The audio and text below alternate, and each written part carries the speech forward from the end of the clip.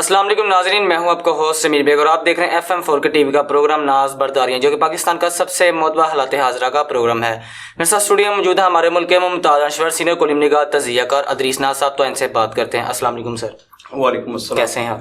الحمدللہ سر، تمام افواہیں، اندیشے، وسوسے ختم، بالآخر میاں نواز شریف پاکستان واپس آ ہی گئے ہیں، آپ ان کی آمد پر کیا تبصرہ کریں گے؟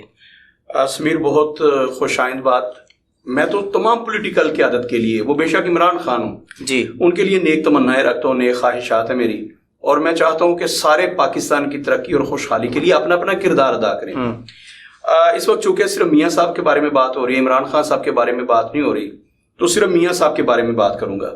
میاں نواز شریف صاحب اب 74 سال کے ہونے والے ہیں، اس دسمبر میں پورے 74 سال کے ہو جائیں گے۔ جی، میاں نواز شریف 74 سال کے ہیں، اور یہ عمر ہوتی ہے، مطلب جہاں میاں صاحب کے پاس تو دنیا جہاں کا تجربہ ہے نا، حکومتیں بنانے کا، حکومتیں گرانے کا۔ 1986 سے لے کر آج تک میاں صاحب کسی نہ کسی صورت برسر اقتدار رہے ہیں، تو ایک لمبا پیریڈ ہے ان کا۔ 2 دفعہ وہ چیف منسٹر پنجاب رہے ہیں، پھر 3 دفعہ وہ اس سے پہلے وزیر اعظم پاکستان رہ چکے ہیں، اب 4تھی مرتبہ انہیں وزیر اعظم پاکستان بنانے کی تیاری کی جا رہی ہے۔ تو مطلب ایک لمبا سفر ہے میاں صاحب کا۔ میاں صاحب کی طبیعت میں ایک چیز ہے، اگر میاں صاحب وہ نکال کے آئے ہیں تو کامیاب ہو جائیں گے، ورنہ پھر میاں صاحب ان کی نہیں، مسلم لیگ نون کی سیاست ہمیشہ ہمیشہ کے لیے دفن ہو جائے گی۔ میاں صاحب محاذ کی سیاست کے نا عادی ہیں۔ آپ ان کا دور دیکھیں، جب محترمہ بینظیر بھٹو کے ساتھ ان کی چپلش تھی، تو وہ دونوں مطلب ان کے مزاج میں کچھ ایسا تھا کہ 2.25 سال 2.5 سال سے زیادہ حکومت چل نہیں سکتی تھی۔ سوری جی، اتنی محاذ کے قائل ہیں میاں نواز شریف صاحب۔ اب جب میاں صاحب کو 2/3 اکثریت مل گئی، محترمہ اس دنیا سے چلی گئی، اب ان کے پاس گرجنے اور برسنے کے لیے کوئی اور تھا نہیں میاں صاحب کے پاس، تو میاں صاحب نے اپنی توپوں کا رخ ان کی طرف کر لیا جو میاں صاحب کو برسر اقتدار لائے تھے، یعنی کہ فوجی اسٹیبلشمنٹ کی طرف۔ خلائی مخلوق ہونے لگی، اور یوں میاں صاحب کی محاذ رائی جو تھی وہ انتہا پہ پہنچ گئی، اور اس کے بعد میاں صاحب کو پھر اس ملک سے جانا پڑا۔ اس سے پہلے بھی آپ 12 اکتوبر 1999، اس کا میں بار بار ذکر کر چکا ہوں کہ میاں نواز شریف صاحب نے 12 اکتوبر 1999 کے دن پاکستان کی اسٹیبلشمنٹ، فوجی اسٹیبلشمنٹ، ان کی پیٹھ پہ ایسا چھرا بھونکنے کی کوشش کی تھی کہ وہ تلملا اٹھے، اور پھر جو ہوا وہ سب کے سامنے ہے۔ باہر کیا مجھے یہ تھا کہ 12 اکتوبر 1999 سے میاں صاحب نے بہت بڑا سبق سیکھا ہوگا، جی، اور میاں صاحب اب محاذ رائے کی سیاست نہیں کریں گے، کم از کم اداروں کے خلاف نہیں، جو کچھ وہ نیب کے ساتھ کیا کرتے تھے محترمہ کے دور میں۔ لمبی کہانی ہے۔ باہر کیا میاں صاحب، مجھے یہ تھا کہ 12 اکتوبر 1999 کو سیکھا ہوگا انہوں نے، جب 2008 کے انتخابات سے پہلے یہ واپس آئے، تو مجھے یہ تھا، لیکن 2008 کے انتخابات کے بعد میاں صاحب نے وہ جو خلائی مخلوق کا راگ شروع کیا، اور انہوں نے جو کیا کہ میں نے پرویز مشرف سے ہر صورت انتقام لینا ہے، سزائے موت تک بات جا پہنچی۔ تو یہ جو میاں صاحب کی طبیعت میں یہ جو انتقامی سیاست ہے، یہ جو ایلیمنٹ ہے، یہ میاں صاحب کو ٹکنے نہیں دیتا پاکستان میں۔ مسلم لیگ نون، اس میں کوئی شبہ نہیں ہے کہ نواز شریف جو ہیں وہ ہر دل عزیز لیڈر ہیں، ان کی مقبولیت ہے، اور اب اس وقت جب انہوں نے اپنے سب سے بڑے حریف جو اس وقت ہے عمران خان، ان کو بالکل دیوار کے ساتھ نہیں لگا دیا، دیوار میں چنوا دیا ہے۔ اور جن لوگوں کو یہ اب بھی یقین ہے، اب میں میاں صاحب کی آمد سے ہٹ کے 2 منٹ اس پہ بات کرنا چاہوں گا، جن لوگوں کو یہ یقین ہے کہ کوئی چمتکار ہونے والا ہے اور عمران خان جو ہے وہ جیل سے باہر آ جائیں گے، پاکستان کی سیاست میں حصہ لیں گے، تو ان کو لیے میں کہتا ہوں دیوار پہ لکھے ہوئے اشتہار ضرور پڑھا کریں، نوشتہ دیوار ضرور پڑھیں۔ کل جو شیر رشید احمد نے انٹرویو دیا ہے وہ 5-5.5 گھنٹے کا، آپ اس کو کیسے لیتے ہیں؟ پہلی بات تو یہ کہ وہ مسخرہ جو ہے جس کو شیر رشید کہا جاتا ہے، شیدہ ٹلی بھی اسے کہتے ہیں، وہ جو شیر رشید ہے وہ پاکستان کی تاریخ کا سب سے غلیظ ترین کریکٹر ہے۔ مجھے سمجھ نہیں آتی کہ عمران خان جیسے بندے نے اسے ساتھ کیوں رکھا تھا۔ عمران خان کے وہ لفظ جو ہیں وہ سنہری حروف میں لکھنے کے قابل ہیں کہ شیر رشید کو میں اپنا چپراسی بھی نہ رکھوں۔ عمران خان کو اس پہ قائم رہنا چاہیے تھا، لیکن عمران خان نے اس گھٹیا شخص کو، اس مسخرے کو اپنی ناک کا بال بنا لیا تھا۔ رائٹ ہینڈ تھا، 1 سیٹ سے جیتنے والا، اور وہ جو سیٹ جیتا ہے اس دفعہ اس کا حشر آپ دیکھیے گا، اسے نام نون لیگ مول گئے، ना उसे पीपल्स पार्टी मूल गया, ना उसे पीटीआई मूल गए। इस्तेहकाम पाकिस्तान पार्टी और फलां पार्टी और अपनी जो वो लिए फिरता है अवामी मुस्लिम लीग, उसके बलबूते पर ये 10,000 वोट लेके दिखाए, मैं इसे सियासतदान मान जाऊंगा। ये इमरान खान के टिकट इसकी अपनी पार्टी का था जी, इमरान खान के टिकट पर जीता और उसके बाद इमरान खान इसे अपने नाक का बाल बना लिया, कैबिनेट में सबसे अहम जिम्मेदारी दी इसे, वजीरे दाखिला तक बनाया। लेकिन इस बेशरम आदमी ने इमरान खान के खिलाफ जो बातें की अब इसने की हैं, अब वो कहता है मैं तो इमरान खान को मना किया करता। ये बेगैरत लास्ट मूवमेंट तक, आखिरी मौके तक, 9 मई के वाकयात के बाद तक, जब तक ये मंजर से गायब नहीं हुआ या मंजर से गायब नहीं कर दिया गया, ये एस्टेब्लिशमेंट के खिलाफ भौंकता रहा है। ये वार्निंग देता रहा है कि अगर इमरान खान आया तो पाकिस्तान डूब जाएगा, अगर ये न हुआ तो पाकिस्तान डूब जाएगा, ये न हुआ तो पाकिस्तान डूब जाएगा। तो आज ये शख्स कह रहा है कि मैं 40 दिन का चिल्ला काट के आया हूं, 40 दिन मैं कुरान पाक पढ़ता रहूं। बेगैरत आदमी, वो झूठ बोल जो तेरे मुंह से जचता हो, तेरा कुरान पाक से क्या ताल्लुक है? तो ये गलीज शख्स, अब इससे, ये मैं नुश्ता दीवार की बात कर रहा हूं, इस गलीज शख्स की गुफ्तगू के बाद आपको पता है ना कि ये वो चूहा है, जब टाइटैनिक डूबने लगते हैं ना, बहरी बेड़े डूबने लगते हैं, तो सबसे पहले उसमें से चूहे छलांगे लगाते हैं। तो ये चूहा है जो टाइटैनिक या बहरी जहाज जब डूबने लगता है तो सबसे पहले जो चूहे छलांगे लगाते हैं ना, ये बेगैरत शख्स उनमें से एक है। ये इब्नुल वक्त है, नवाज शरीफ के तलवे चाटता रहा 1998 तक, ये नवाज शरीफ के साथ था, नवाज शरीफ की किचन कैबिनेट में था, मियां साहब की 7 नंबर का जूता बन के उनके पांव में पड़ा रहता था। 12 अक्टूबर 1999 को जब मियां साहब पे बुरा वक्त आया, या उन्होंने खुद पंगा लिया, अपने ऊपर बुरा वक्त लाए मियां साहब, तो ये बेगैरत उनको छोड़ के पहले काफ लीग में गया, उसके बाद ये परवेज मुशर्रफ की नाक का बाल बन गया जी।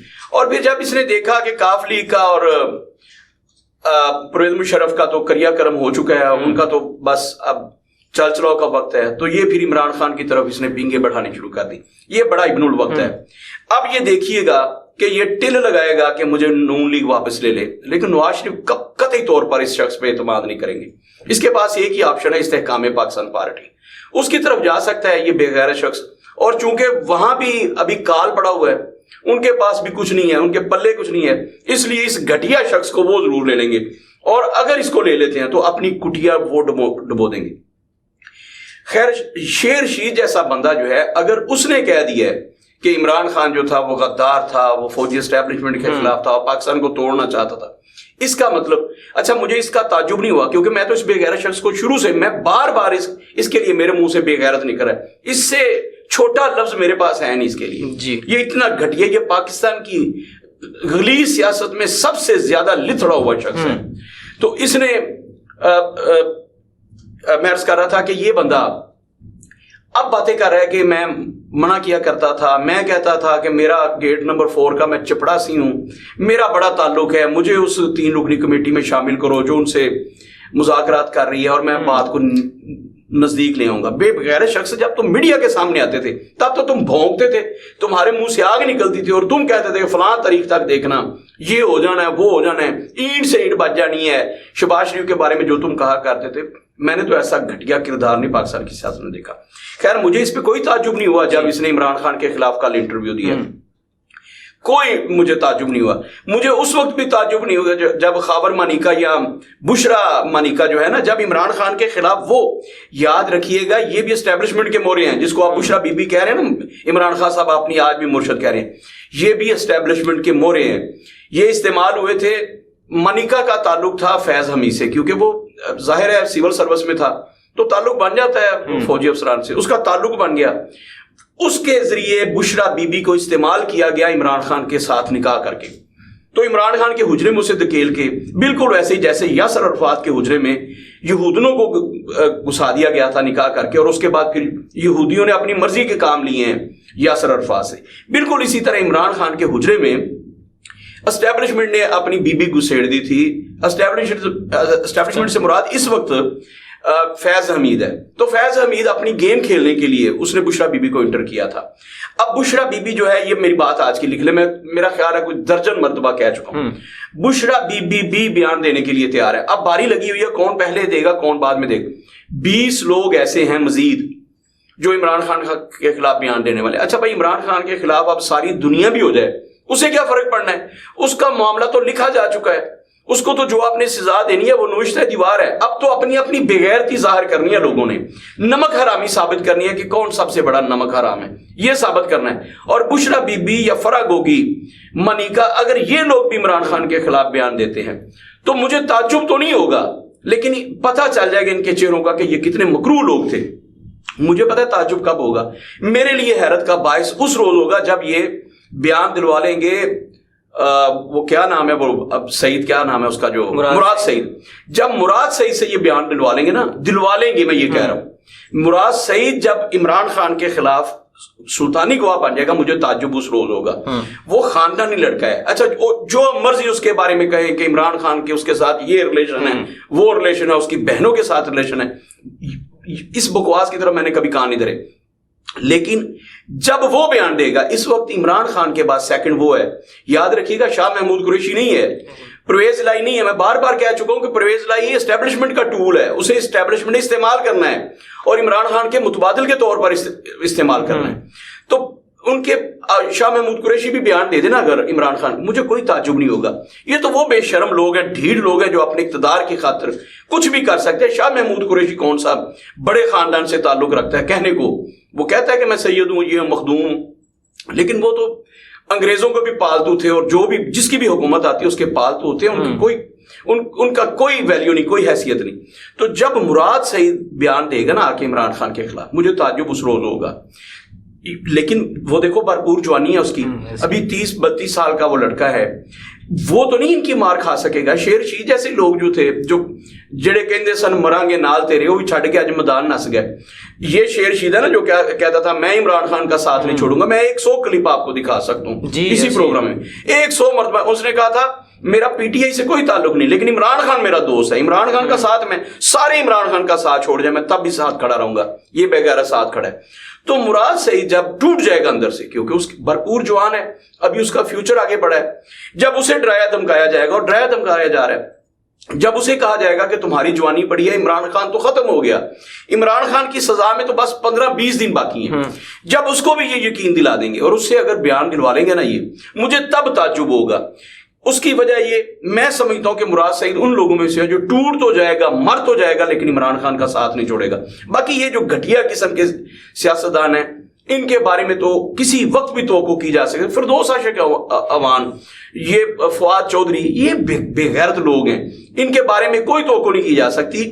آپ انہیں پیسے دکھائیں، یہ آپ کے ساتھ ہو جائیں گے، ان کی بات ہی چھوڑیں. آپ یہ چڑھتے ہوئے سورج کے پجاری ہیں. بار کے ہم بات کر رہے تھے میاں نواز شریف صاحب کی آمد کی. اسلام آباد ان کا طیارہ لینڈ کر چکا ہے، وہاں سے وہ لاہور کے لیے رواں دواں ہے. لاہور سے انہیں ہیلی کاپٹر کے ذریعے مینار پاکستان لایا جائے گا. میاں صاحب کو پورا شاہی پروٹوکول دیا گیا ہے، وی آئی پی کاؤنٹر قائم کیا گیا اسلام آباد میں. ایف آئی اے کا وی آئی پی کاؤنٹر جو ہے انہوں نے میاں صاحب کی امیگریشن کو چیک کیا ہے اور اس پہ پاکستان میں انٹری کی مہر لگا دی ہے. اس کا مطلب کہ میاں صاحب اب پاکستان کے اسی طرح شہری ہیں جس طرح دوسرے شہری ہیں. میاں صاحب اسی انداز میں پاکستان تشریف لائے ہیں جیسے دوسروں سے فوقیت یہ ہے کہ وی آئی پروٹوکول کے ساتھ آئے ہیں. کوئی 200 کے قریب صحافی ہیں ان کے طیارے میں، اور باقی بھی سارے لوگ انٹرنیشنل میڈیا اور نیشنل میڈیا کے ساتھ ہیں، ان کے پارٹی کے جو بڑے عہدیدار ہیں ان کے ساتھ ہیں. اب سے کچھ لمحوں کے بعد جب لوگوں تک یہ پروگرام پہنچے گا، میاں صاحب لاہور لینڈ کر چکے ہوں گے. تو میاں صاحب لاہور تشریف لا رہے ہیں. اب میاں صاحب کے جلسے کے بارے میں آج مجھے تھوڑا تعجب ہوا ہے. میں سمجھتا تھا کہ وہ میاں صاحب اتنی توجہ حاصل کرنے میں کامیاب نہیں ہو جائیں گے. ننکانہ صاحب میں ہمارے دوست ہیں سردار منموہن سنگھ صاحب. سردار منموہن سنگھ صاحب نے ہمیں کچھ ویڈیوز اور تصویریں سینڈ کی ہیں. وہاں سے ننکانہ صاحب میں سکھوں کی ایک بڑی تعداد کو لے کر ایک قافلہ لاہور پہنچ رہا ہے. وہ راستے میں تھے جب انہوں نے مجھے کال کی ہے. تو وہ ایک بڑا قافلہ لے کے سردار منموہن سنگھ صاحب سکھوں کا وہ نکلے، اور ان کا دعویٰ ہے، انہوں نے کہا مجھے کہ 10,000 کے قریب ہم سکھ لوگ جو ہیں وہ مینار پاکستان والے جلسے میں پہنچ رہے ہیں، میاں نواز شریف کے جلسے میں. تو یہ میرے لیے بڑے تعجب کی بات ہے. اگر سکھ کمیونٹی جن کی تعداد بڑی مختصر سی ہے ہمارے ملک میں، اگر وہ 10,000 کے قریب لوگ ننکانہ صاحب سے روانہ ہوئے ہیں اور وہ اس جلسہ میں پہنچنے والے ہیں جہاں میاں نواز شریف خطاب کریں گے، تو پھر تو وہ ڈیفینیٹلی بہت بڑا جلسہ ثابت ہونے والا ہے. اب کیوں نہ ہو بھائی، میاں صاحب سنجیاں ہو جان گلیاں تے وچ مرزا یار پھرے، ساری گلیاں سنسان پڑی ہیں، ان کے مقابلے میں کوئی ہے ہی نہیں. اچھا بلاول بھٹو زرداری کو بھی ایک حد تک شٹ اپ کال دے دی گئی ہے کہ آپ پنجاب کو ڈسٹرب نہیں کریں گے. تو میاں صاحب کے لیے تو پنجاب کھلا ہے، بلکہ اب پورا پاکستان کھلا ہے. پیپلز پارٹی کے 4-5 لوگوں کے گھروں میں چھاپے پڑے ہیں، اور اس کے بعد جناب آصف علی زرداری صاحب کو یاد آ گیا کہ مجھے بھی دبئی یاترا پہ جانا چاہیے، میں کیا لاہور میں بیٹھ کے کر رہا ہوں. تو وہ بھی اب میدان خالی چھوڑ کے تو ادھر ادھر ہو گئے ہیں. مجھے لگ رہا ہے کہ میاں صاحب جو ہیں، یہ جو اس روز میں نے کہا تھا یہ ڈھیل جو ہے یہ کسی ڈیل کا نتیجہ ہے. تو میاں نواز شریف صاحب ایک بڑی ڈیل کے ساتھ آئے ہیں. آج کا جلسہ ان کا جو ہے، مجھے لگ رہا ہے کہ یہ جو جلسہ تھا عمران خان جس جلسے کا بل بوتے پر کہا کرتے تھے مینار پاکستان میں سب سے بڑا جلسہ میں کیا ہے، اس کے قریب قریب کا ہونے والا ہے. یا تو اس کے ریکارڈ توڑ دے گا یا اس کے قریب قریب کا ہونے والا ہے. یہ بات میں نے اس لیے کہی ہے کہ سردار منموہن سنگھ کے فون کے بعد میں چونکا ہوں، میرے کان کھڑے ہو گئے. انہوں نے کہا جی کہ ہم 10,000 لوگوں کے قافلے کے ساتھ یہاں سے ننکانہ صاحب سے روانہ ہوئے ہیں اور ہم مینار پاکستان پہنچنے والے ہیں. تو اگر سکھ کمیونٹی کے لوگ اتنی بڑی تعداد میں وہاں جا رہے ہیں، مجھے تو یہ بھی نہیں پتا تھا کہ پاکستان میں 10,000 سکھ ہیں ابھی کہ نہیں، لیکن یہ میرے لیے چنبے کی بات ہے. تو اتنی بڑی تعداد کے ساتھ اگر وہ جا رہے ہیں تو یہ ایک بڑا جلسہ ہونے والا ہے. باہر کیا میاں نواز شریف صاحب سے ایک درخواست ہے، ان کا میڈیا سیل تو مجھے دیکھتا ہے، باقی تو دیکھے نہ دیکھے، وہ ہے نا کوئی دیکھے نہ دیکھے شبیر تو دیکھے گا. یہ تو ضرور دیکھتے ہیں. میاں صاحب تک پیغام ضرور پہنچائیے گا کہ میاں صاحب تقدیر نے آپ کو ایک اور موقع دیا اور آخری موقع دیا ہے. اس میں آپ نے کرنا کیا ہے؟ ایک تو اداروں کے ساتھ پنگے نہیں لینے، آپ نے عدلیہ اور اسٹیبلشمنٹ کے ساتھ، کسی بھی ادارے کے ساتھ محاذ رائے کی سیاست نہیں کرنی. اور دوسرا، دل بڑا کرے، عمران خان کو بھی معاف کرے. آپ اگر یہ کرتے ہیں تو آپ بڑے لیڈر بن جائیں گے. اور تیسری بات، پاکستان کے عوام اس وقت جس دلدل میں پھنسے ہوئے ہیں، دھنسے ہوئے ہیں، اس دلدل سے کوئی مائی کا لال ہی نکال سکتا ہے جو پاکستان کا سب سے بڑا موسم ہوگا. یہاں ایجوکیشن کی پرائیویٹائزیشن کی جا رہی ہے، تمام اداروں کی پرائیویٹائزیشن کی جا رہی ہے. چیزیں جو ہیں ان کی قیمتیں آسمان کو چھو رہی ہیں. پیٹرول سستا ہونے کے باوجود، ڈالر سستا ہونے کے باوجود، گورنمنٹ کے اعلان کے باوجود، گورنمنٹ نے اعلان کر دیا ہے کہ ساری چیزیں انہوں نے 100-150 روپیہ سستا کر دی ہے. بازار میں کوئی چیز ایک پینی بھی سستی نہیں. تو میاں نواز شریف کے لیے بہت بڑا چیلنج ہے کہ یہ جو مہنگائی کی کمر توڑی ہے سید آصم منیر نے، ڈالر کو نیچے لا کے، پیٹرول کو نیچے لا کے، میاں نواز شریف کا فرض ہے کہ اس پہ امپلیمنٹ کروائیں اور عوام کو ایک ریلیف دینا ہے. میاں صاحب اپنے پہلے جلسے ہی میں اعلان کریں کہ ایجوکیشن اور صحت، جو سب سے بڑا کام تھا عمران خان کا وہ صحت کارڈ والا تھا، اور پرویز الہی کا جو سب سے بڑا کام تھا وہ پہلے ٹرنیور میں انہوں نے میٹرک تک مفت تعلیم کی تھی، اور اس دور میں جب وزیر اعلیٰ بنے تو انہوں نے اعلان کر دیا تھا گریجویشن تک مفت تعلیم. اور یہ سرے سے تعلیم کو جو ہے پرائیویٹائزیشن کر رہے ہیں، سرکاری تعلیم ختم کر رہے ہیں. تو میں میاں نواز شریف سے کہوں گا کہ آج ہی کے جلسے میں وہ اعلان کریں کہ ایک تو گریجویشن تک تعلیم مفت ہوگی، اسے پرائیویٹائز نہیں کیا جائے گا، اور دوسری بات صحت کارڈ جو تھا اس کو 100 کے ساتھ ضرب دے کے، جو عمران خان صاحب نے کیا تھا اس کو 100 کے ساتھ ضرب دے کے اس کو بحال کیا جائے. لوگوں کو علاج معالجے کی اور تعلیم کی سہولیات مفت دی جائیں. اور تیسرا، انصاف جو ہے، اگر لوگوں کو انصاف ملنا شروع ہو جائے عدالتوں کی طرف سے تو پھر میاں نواز شریف کیا ان کے 7 نسلیں بھی حکمرانی کرتے رہے پاکستان پر، کسی کو اعتراض نہیں ہوگا. اگر میاں نواز شریف پھر محاذرے کی سیاست شروع کرتے ہیں اور لوگوں کو کچھ ڈلیور کرنے میں ناکام ہو جاتے ہیں، وہی سنانا شروع کر دیتے ہیں آج کے جلسے میں کہ نواز شریف نے موٹر وے بنائی تھی، نواز شریف نے میٹرو بنائی، ہم نے اورنج ٹرین بنائی. اگر یہ ساری چیزیں وہ سنانا شروع کر دیتے ہیں تو پھر یاد رکھیے گا کہ نواز شریف صاحب آپ ووٹ نہیں لے سکیں گے، پاکستانی عوام آپ کو دفن کر دیں گے. لاہور جو آپ کا قلعہ ہے وہاں بھی آپ شکست کھا چکے ہیں، وہ بھی ناقابل تسخیر ہے جی. تو اب قابل تسخیر ہے، ناقابل تسخیر نہیں رہا. تو میاں صاحب اگر آج کے جلسے میں عوام کے لیے کوئی بات کرتے ہیں، اس بات کو چھوڑ دیں. وہ جو ہے نا گنڈاسے والی سیاست کہ میں اب اسٹیبلشمنٹ کے خلاف تو انہوں نے بولنا نہیں، اب وہ بولیں گے عمران خان کے خلاف. تو اگر ان کی تقریر جو ہے، ایک تو ہوتی ہے میں پہ، میں نے یہ کیا، میں نے یہ کیا، میں نے یہ کیا، اور دوسری ہوتی ہے کہ عمران خان نے یہ کیا، عمران خان نے یہ کیا، عمران خان. تو پھر میری نظر میں تو عمران خان نے، نواز شریف نے کچھ بھی نہیں سیکھا. 12 اکتوبر 1999 سے لے کر اب تک کا جو سفر ہے نواز شریف کا بالکل ناکام ترین سفر ہے. کسی ٹھوکر سے، کسی پریشانی سے میاں صاحب کچھ بھی نہیں سیکھ سکے. اگر میاں صاحب کی تقریر آج بھی میں اور تو پر ہوتی ہے تو پھر سمجھ لیجئے کہ نواز شریف 74 سال کی عمر میں بھی کچھ نہیں سیکھ سکا اور یہ پاکستان پہ اقتدار کرنے کے قابل نہیں ہے. جی سر، بہت شکریہ. اپنے میزبان سے مل کو اجازت دیجیے. اللہ حافظ.